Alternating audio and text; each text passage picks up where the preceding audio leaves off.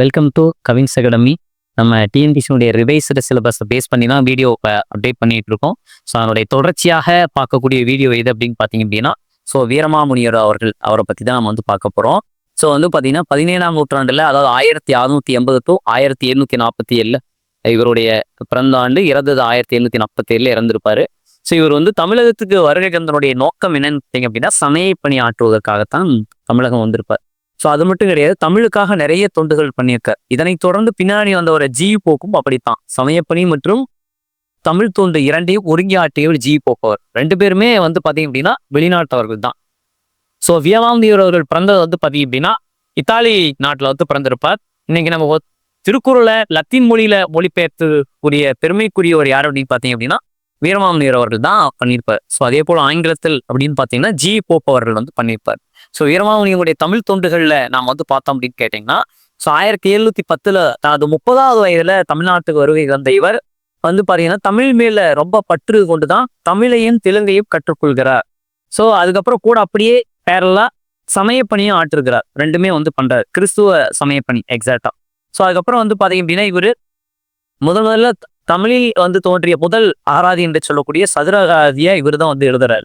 So நிறைய நூல்களை வந்து எழுதியிருக்காரு. அதுக்கப்புறம் வந்து பார்த்தீங்க அப்படின்னா பரமார்த்த குருகதை அப்படின்ற நகைச்சுவை நூலையும் வந்து எழுதியிருக்காரு. ஸோ அதுக்கப்புறம் நமக்கு வந்து பார்த்தீங்கன்னா இவருடைய பிற நூல்கள் செந்தமிழ் இலக்கணம், கொடுந்தமிழ் இலக்கணம், பேரியர் ஒடுக்கம் போன்ற நூல்கள்லாம் எழுதியிருக்காரு. குறிப்பா நாம் வந்து சொல்லணும் அப்படின்னா ராபி சேதுப்பிள்ளை அவர்கள் இவரை பத்தி ரொம்ப பெருமையாக சொல்லியிருப்பார். என்ன சொல்லியிருப்பார் அப்படின்னு பார்த்தீங்கன்னா, இவர் ஏற்றிய தொன்னூல் விளக்கம் அப்படி இது ஒரு இலக்கண நோட். தொன்னூல் விளக்கம் பொன்னூலாக விளங்குகிறது என்றும், திருக்காவலூர் கலம்பகம் வந்து பாத்தீங்கன்னா கதம்ப மாலையாக காட்சியளிக்கிறது என்றும், இவர் தமிழ் கவிஞர்கள் ஒருவராக விளங்குகின்றார் என்ற சொல்லின் செல்வர் ராபி சேதுப்பிள்ளை அவருக்கு இவரை வந்து பாராட்டுறார். ஸோ வீரமாமுனிவர் அதனாலதான் முதல்ல இவருடைய இயற்பெயர் என்னன்னு பாத்தீங்க அப்படின்னா கான்ஸ்டன் ஜோசப் பெஸ்கி அப்படின்னு வச்சிருப்பார். அதாவது இத்தாலியினுடைய இயற்பெயராக வச்சிருப்பார், இத்தாலி நாட்டினுடைய பெயராக.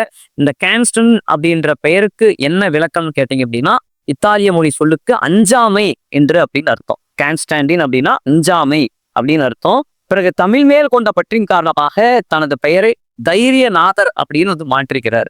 ஸோ ஆனா தமிழ் கவிஞர்கள்லாம் சேர்ந்து இவருக்கு வந்து வீரமாமுனிவர் அப்படின்ற பெயர் வந்து வைக்கிறாங்க. ஸோ அதை தான் நம்ம வந்து வீரமாமுனிவர் அப்படின்னு நம்ம வந்து பார்க்குறோம். இவருடைய முக்கிய படைப்பாக நம்ம வந்து பார்க்கக்கூடியது எதுன்னு கேட்டீங்க அப்படின்னா, ஸோ தேம்பொனி தான். ஸோ கிறிஸ்தவருடைய கலைக்களஞ்சியம் என்று சொல்லக்கூடிய தேம்பாவணி படைத்தவர் இவர் தான். ஸோ தேம்ப கூட்டல் அணி என்று பிரிக்கும் பொழுது வாராத மாலை என்றும், தேன் கூட்டல் பா கூட்டல் அணி என்று பிரிக்கும் பொழுது தேன் போன்ற எளிய பாடலை உடையது அப்படின்னு அர்த்தம். ஸோ தேம்பாவணி என்பது கிறிஸ்தவருடைய கலைக்களஞ்சியம் என்று சொல்லப்படுகிறது. இதுல இயேசுவினுடைய வளர்ப்பு தந்தையான சூசையப்பரை பாட்டுரை கலைவனாக கொண்டு இயற்றப்பட்டது. ஸோ யோசப் என்றும் ஜோசப் என்றும் தமிழ் நெறிப்படி வளல் என்று பெயரை வைத்து இந்த கிறிஸ்துவ காப்பியத்தை எழுதினார். கிறிஸ்துவ காப்பியம் என்று சொல்லக்கூடிய இந்த தேம்பாவணி 3 காண்டங்களை உடையது. அதனுடைய உட்பிரிவான 36 படங்களை உடையது. 3615 பாடல்களை உடையதுதான் இந்த தேம்பாவணி.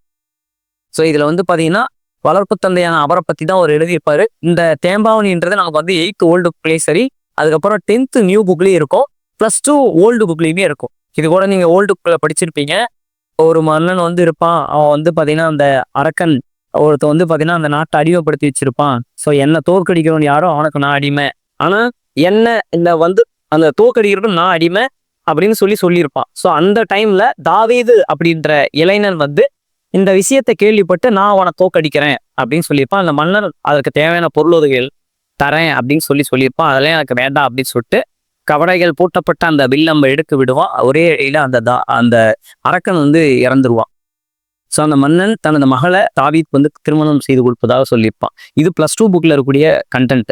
ஸோ இதே நமக்கு வந்து பார்த்தீங்க அப்படின்னா 10th புக்ல இருக்கக்கூடிய பகுதி என்னன்னு கேட்டீங்க அப்படின்னா, அதாவது இயேசு பிறப்பதற்கு அவருடைய வருகையை அறிவித்த திருமுழுக்கு யோவான் என்று சொல்லக்கூடிய அருளப்பனுடைய வாழ்க்கையை பத்தி நமக்கு வந்து 10th நியூ புக்ல வந்து கொடுத்துருப்பாங்க. ஸோ இப்போ கூட நடந்த குரூப் 4 எக்ஸாமினேஷன்ல இதை பத்தி தான் கேட்டிருந்தேன். ஸோ அப்போ இயேசுவினுடைய வருகையை அறிவித்த முன்னோடி யார் அப்படின்னு கேட்டீங்கன்னா அருளப்பன் என்கிற திருமுழுக்கு யோவான் அவர்கள் தான் வந்து சொல்லியிருப்பாரு. ஸோ தனது அம்மா வந்து இறந்துட்டேன் அப்படின்ற அந்த ஆண்டு சொல்லும் விதமாக இயற்கையோடு ஒப்பிட்டு 10th புக்ல நமக்கு வந்து பாடப்பகுதியாக கொடுத்துருப்பாங்க.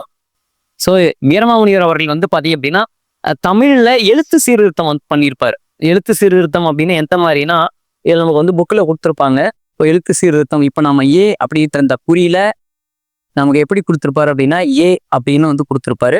அதே மாதிரி ஒற்றை கொம்பு இரட்டை கொம்புன்ற வேறுபாட்டை ஏற்படுத்தியவரே யார் அப்படின்னு கேட்டீங்கன்னா வீரமாமுனிவர் அவர்கள் தான். நமக்கு தமிழ்ல எழுத்து சீர்திருத்தம் வல்லவர் யாருன்னு அப்படின்னா பெரியார் அவர்கள் பண்ணியிருப்பாரு.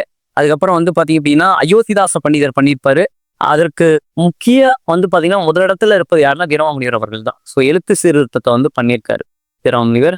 அதனைத் தொடர்ந்து நமக்கு வந்து பாத்தீங்க அப்படின்னா இவருதான் ஐம்பெருங்காப்பியில் ஒன்றான சீவக சிந்தாமணி அப்படின்றத இன்னைக்கு வந்து பாத்தீங்க அப்படின்னா அந்த இயற்றிய திருதக்க தேவரை தமிழ் கவிஞர்களுடைய அரசன் என வீரமாமுனிவர் அவர்கள் வந்து பாராட்டுறாரு. இதுதான் நமக்கு வந்து வீரமாமுனிவரை பத்தின பழைய புக்கு மற்றும் புது பக்கத்துல இருக்கக்கூடிய டேட்டா. நன்றி, வணக்கம்.